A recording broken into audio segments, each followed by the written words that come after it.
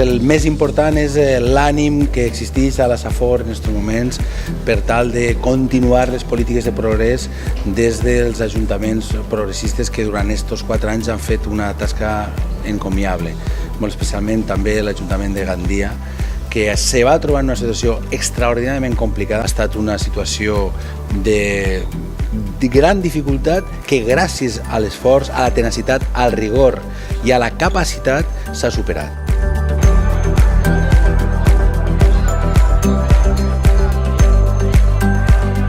I ara encetarem una nova legislatura en la que se faran realitat projectes que s'han estat madurant durant tota aquesta legislatura, treballant intensament i sobretot posant ordre. I el que ha fet Diana i el seu equip ha sigut posar ordre en un ajuntament que estava al borde, no, estava en la quebra.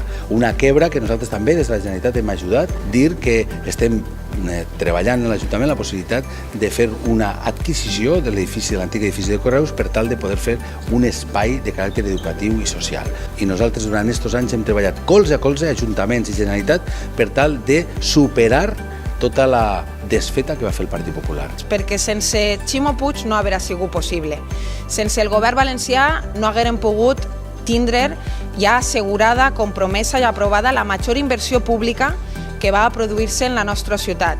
Creguem que després dels deures fets tenim tota la credibilitat d'haver sigut un govern seriós, el govern que necessitava la ciutat de Gandia i de tindre els companys valencians i els companys en Espanya. Ara, per tant, quan cal decidir si anem avant o arrere, crec que no podem més que acabar alineant tots els governs progressistes que en aquests moments existeixen tant en Espanya, en la Comunitat Valenciana i els ajuntaments de la comarca, especialment de Gandia, per tal d'aconseguir superar els vells entrebancs del passat. Volem que el 26 de maig siga de nou un 28 d'abril i per tant que tornen a guanyar els socialistes, perquè a Gandia diguem que si guanya el Partit Socialista guanya Gandia i guanya la ciutadania.